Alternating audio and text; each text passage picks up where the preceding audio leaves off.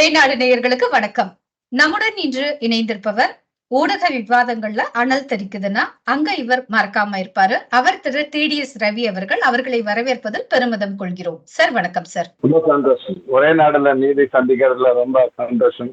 ஒரே நாடு ஒரே தேர்தல் வரும் அளவுக்கு ரிசல்ட் வந்துருக்குன்னா அதை விட ரொம்ப சந்தோஷம். சார், ஜூன் 4 யாருக்கு கொண்டாட்டம், யாருக்கு திண்டாட்டம்? இல்ல, உழைத்தவர்களுக்கு கொண்டாட்டம், மற்றவங்களுக்கு திண்டாட்டம் அப்படிங்கறதோட நம்ம நிறுத்திக்கோம். இதுல என்ன எல்லாருக்கும் இந்த கேள்வி ஆஃப் நம்பர்ஸ் ஏன் வருதுன்னு எனக்கு உண்மையில புரியல. ஏன் எனக்கு புரியல அப்படின்னு நான் சொல்றேன்னா, இப்போ லாஸ்ட் டைம் 2004 ஒப்பிடுறாங்க. 2004 ஒப்பிட்டு இப்படித்தான் வாஜ்பாய் இந்தியா ஒளியுறதுன்னாரு. எல்லாம் நல்லா வந்துருச்சுன்னு நினைச்சாங்க. பிஜேபி தான் ஜெயிக்கும்னாங்க. எல்லா பத்திரிகையும் பிஜேபி தான் ஜெயிக்கும்னு சொல்லிட்டு, ஆனா காங்கிரஸ் தான் ஜெயிச்சாங்கிற மாதிரி சொல்றாங்க. 2004 ரிசல்ட்டை கொஞ்சம் க்ளோஸா வாட்ச் பண்ணுங்க. 98லயும் 99லயும் 182 சீட்டு வாங்கின பிஜேபி ஆட்சியில உட்காருது. 2004 பிஜேபியோடைய வாக்கு 138 குறையுது. 138 குறையறதுக்கு மெயின் காரணம் என்னன்னா, 39 சீட் திமுக காங்கிரஸ் கிட்ட கொண்டு போகும். 99ல அது கிட்ட 30 சீட் இருந்தது. அந்த 182ல அதுல இருந்து 39 சீட் அப்படியே காங்கிரஸ் கிட்ட கொண்டு போகுது. 4.5 வருஷம் நல்ல நிம்மதியா ஆட்சியில எல்லாத்தையும் என்ன பண்ண முடியுமோ அதெல்லாம், வாஜ்பாய் கிட்ட பெருசா பண்ண முடியாது, என்ன பண்ண முடியுமோ அதெல்லாம் பண்ணிட்டு அப்பதான் இந்த 2Gங்கிறது துளிர் விட ஆரம்பிச்ச ஒரு விஷயம். ஸோ ஒரு 182ல இருந்து ஒரு 39 அப்படியே வெளியில போகும்பொழுது பிஜேபியோடைய வாக்கு 138 சீட்டா குறையுது. வெறும் 105 சீட்டுக்கு ஜெயிச்ச காங்கிரஸுக்கு இந்த 40 சீட் 39 சீட் வந்ததுனால அது 145க்கு போகுது. இங்க இறங்குது, அங்க ஏறுது. இதுக்கு ரெண்டுத்துக்கும் காரணம் சந்தர்ப்பவாத திமுக. இவ்வளவுதான் நடந்தது 2004. இல்லைன்னா ஜெயிச்சிருக்க வேண்டியது பிஜேபியா தான் இருந்திருக்கும். இந்த திமுகவை நம்பினதுனாலதான் அந்த பிரச்சனை அவங்களுக்கு இருந்தது. இப்ப திமுகவை காங்கிரஸ் நம்பர் 1. 145ல இருந்து 105ல இருந்து நம்பதான்னு கேட்டா இல்ல, 45ல இருந்து நம்பது. ஸோ இந்த 40 போனா கூட இங்க ஒன்றும் பெருசா வராது. நம்பர் 1.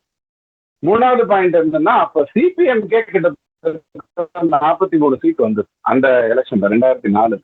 இப்ப சிபிஎம்ங்கிறது ஏறத்தாழ அவங்க தேடிட்டு இருக்காங்க. அவங்க அலுவலகத்திலேயே அவங்க தேடுறாங்க. எங்க இருக்கு கண்ணாடி போட்டுட்டு தேடுவாங்களே அந்த மாதிரி தேடுறாங்க. கண்ணாடி கண்ணாடி போட்டு தேடுற மாதிரி சிபிஎம் தேடிட்டு இருக்காங்க. இந்த மாதிரி ஒரு சுச்சுவேஷன்ல இந்த 2024 இது 2004 மாதிரி இருக்கும்னு யாராவது சொன்னா நான் கொஞ்சம் அவங்களுடைய டெம்பரேச்சரை பார்த்துட்டு சொல்லுவேன். வேற எதுவும் எனக்கு தெரியாது. ஆனால் இங்க நீங்க இந்த சுச்சுவேஷன்ல தமிழ்நாட்டுல 25 சீட் இல்லாமே போகட்டும், காங்கிரஸ் கேரளால 17 சீட் இல்லாமே போகட்டும், கர்நாடகால 6 சீட்டு போகட்டும், தெலுங்கானால 6 சீட்டு போகட்டும், மகாராஷ்டிரால 6 சீட்டு +4 10 +2, காங்கிரஸுக்கு 2, என்சிபிக்கு 4, சிவசேனாக்கு அதாவது உத்தவ் தாக்கரேக்கு 6 அப்படின்னு சொல்லி 12 சீட்டு போகட்டும். ராஜஸ்தான்லயே 3 சீட்டு, சத்தீஸ்கர்ல அதுலலாம் எதுவும் போகாது. வெஸ்ட் பெங்கால்ல ஒரு 18 சீட்டு போகட்டும். பீகார்ல ஒரு 4 சீட் ஆர்ஜேடிக்கும் காங்கிரஸுக்கும் ஒரு 4 சீட் போகட்டும். ஜார்க்கண்ட்ல 4-4ன்னு காங்கிரஸுக்கும் ஜேஎம்எம்முக்கும் போகட்டும். உத்தரப்பிரதேசல சமாஜ்வாதிக்கு 6 சீட்டு போகட்டும். உத்தரகாண்ட்ல ஒரு சீட்டு போகட்டும்.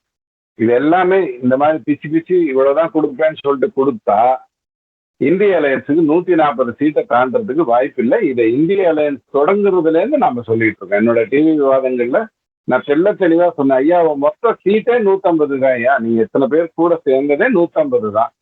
150 வச்சு எப்படி நீங்க பிஜேபி ஜெயிக்க போறீங்கிறதான் சொல்லிட்டு இருந்தோம். பாஜகவுக்கு 370ங்கிறது ஏற்கனவே அவங்க ஜெயிச்ச 303 சீட்ல கிட்டத்தட்ட 280 சீட் அவங்க 236 சீட் இருந்தா அவங்க 50+ வாங்கியிருந்தாங்க.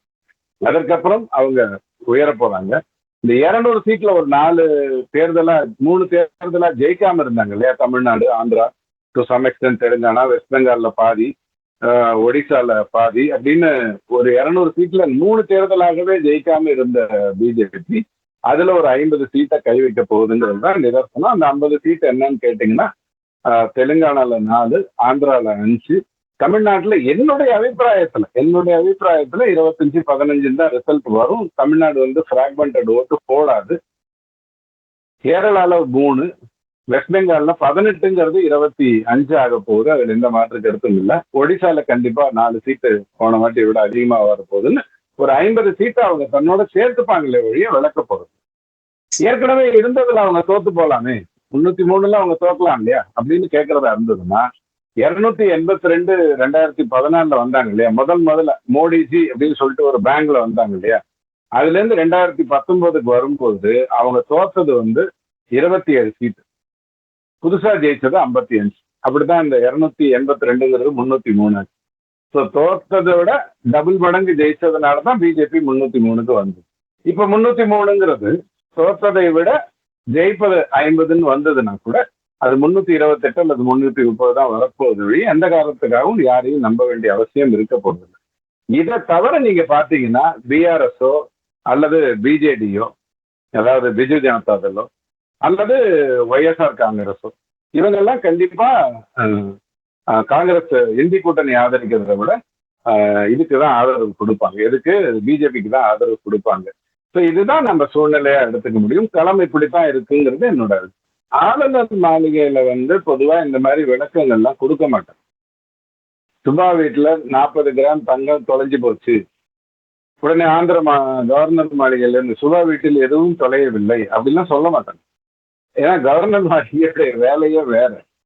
அண்ணாமலைங்கிற அந்த பிக்சருக்குள்ள வந்ததுனால உடனே இங்கிருந்து அவங்க அண்ணாமலை நிறைய இடத்துல போய், ஏன்னா இவங்கெல்லாம் கும்மிடிப்பூண்டியை தாண்ட முடியாதவங்க 19ஆம் தேதி தேர்தல் முடிஞ்ச உடனே இந்த ஓட்டு டப்பாலாம் வச்சிருக்கிற ஏரியாக்குள்ள சுத்திக்கிட்டு இருக்காங்க. இவ்வளவுதான் அவங்களால முடியும் ஜூன் 4ஆம் தேதி வரைக்கும். ஆனா அண்ணாமலை அப்படி இல்லை. கேரளா, ஆந்திரா, தெலுங்கானா, உத்தரப்பிரதேஷ், கர்நாடகா, டெல்லின்னு அவர் பறந்துட்டு இருக்காரு.